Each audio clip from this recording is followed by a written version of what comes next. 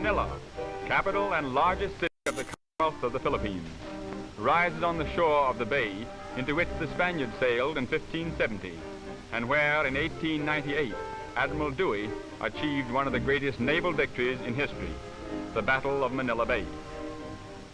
As headquarters for American commercial interests in the Orient, Manila has been transformed from a sleepy Spanish town into a modern city. Inter-island ships, serving the archipelago of some 7,000 islands, berth along the quays of the Pasig River that flows through the center of the city. From the sterns fly both the American and Philippine flags, for the Commonwealth government is still under the protection and advice of the United States. Much of the local trading is carried on in cascos, flat-bottom boats which are poled through the many canals and waterways of Manila. Each casco has its family, whose life is spent beneath its thatched roof of bamboo or palm, veritable water gypsies in a climate that is kind to all. Manila is really three cities in one. Old Tondo, home of the Philippine masses, modern Manila, born of American development, and Intramuros, walled city of the Spaniards. The last, built on the south shore at the mouth of the Pasig River, is surrounded by 2.5 miles of walls, which, begun in 1590, were for centuries bulwarks against invasion. The moat encircling the walls was filled in for sanitary reasons by the Americans, and is today a drill ground, a recreation area, and a golf course. The walls and bastions are excellently preserved, and have withstood even earthquakes which at times laid ruin to the old city.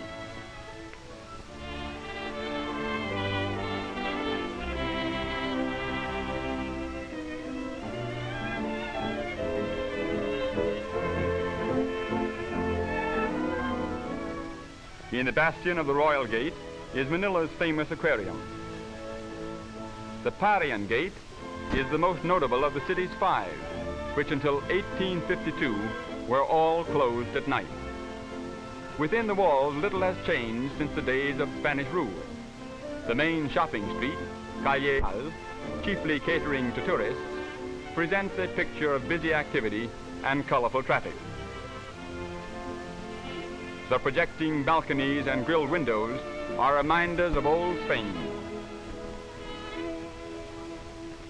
The Franciscan Church, more than 200 years old, is one of the many places of worship within walled Manila, for the Spaniards converted the Filipinos into the only Christian peoples in the Orient long before the Pilgrims landed at Plymouth Rock.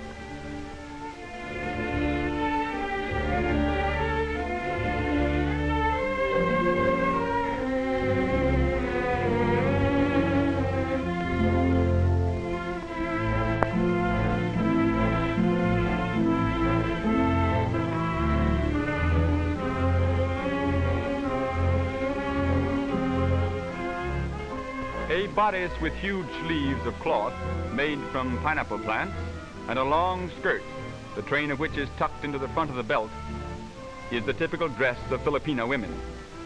Facing quiet McKinley Square is the cathedral, built in Byzantine style a little more than 60 years ago as a successor to other cathedrals destroyed by earthquake. On the north shore of the Pasig River is Tondo, the oldest and most densely populated quarter. Here the masses live, and here also is the modern business area of the city. In this section are the greatest contrasts: fine skyscraper office buildings and banks among crumbling thick-wall ancient structures, broad straight streets and narrow crooked ones, canals teeming with boat activity, and paved streets with modern traffic. Traffic in all parts of Tondo is heavy and difficult to control, with swiftly moving autos abreast caramatas, the two-wheeled native conveyances drawn by active Philippine ponies.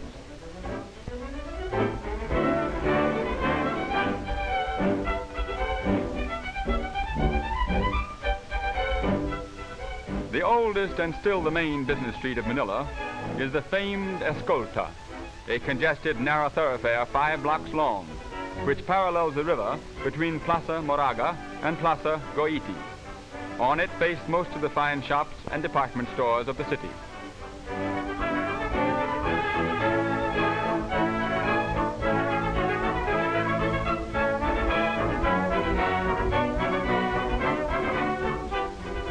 Another important thoroughfare is Rizal Avenue, named in memory of the great hero martyr, Dr. Jose Rizal, who was executed by the Spaniards in 1896, 2 years before the coming of the Americans.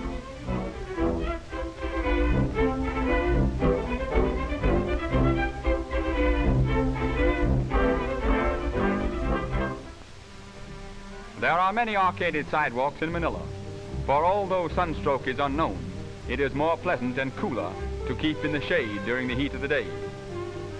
Each section of the city has its market, where practically everything used by the Filipinos can be purchased.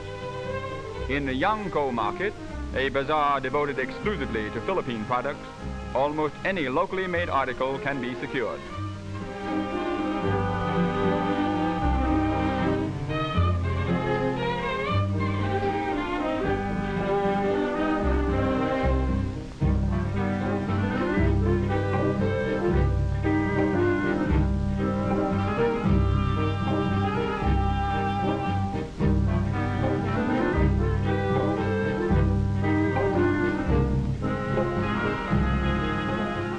The two-wheeled carromata and carretela are the principal conveyances of the Filipinos.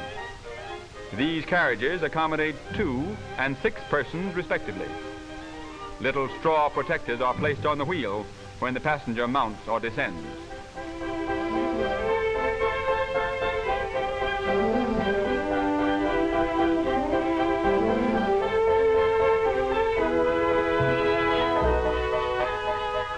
The Philippine beast of burden is the carabao. There are more than 2.25 million of these patient, hard-working animals in the islands, and their slow pace is appreciated by their easygoing masters. In addition to modern motor transportation, the horse-drawn bus still holds an important place.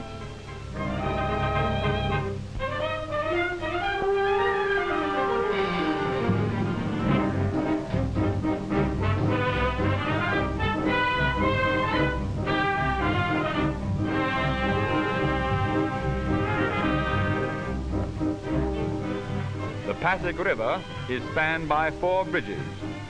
Jones Bridge, surmounted by Filipino figures, is the newest. The graceful arch stands on the site of the old Bridge of Spain. The spacious and dignified post office overlooks the river and faces upon the Plaza Lawton, where the Burgos Drive begins. The Burgos Drive, a magnificent wide boulevard, follows part of the sunken gardens of the old walled city moat. Near its middle stands the superb legislative building, completed in 1926 at a cost of $2 million. Today, it is the seat of the new Commonwealth government. In front of it, over the course laid out around the walls of old Manila, modern Manila plays golf.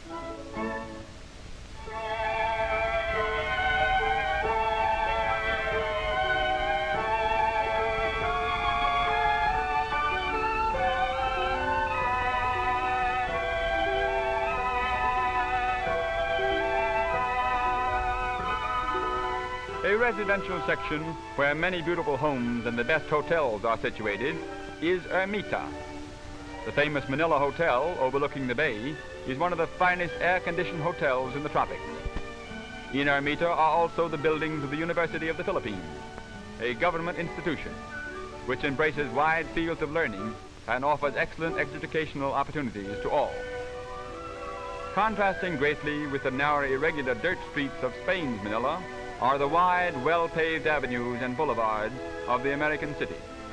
Great shade trees overarch many of the avenues, and palms or colorful flowering trees line other arteries. Dewey Boulevard, the pride of Manila, is built upon reclaimed land along the shores of the bay, an ideal location for the many residences of which the city boasts. Among them is that of the American High Commissioner. The spacious house with its gardens and patio is often the scene of social splendor. Situated on the north bank of the Pasig River are the executive offices and home of the President of the Philippine Commonwealth. In a mansion built as the suburban residence for Spanish governors, a Philippine chief executive now directs the home government of his island commonwealth, an archipelago fast changing from a dreamy Spanish colony to a modern agricultural, industrial, and independent country.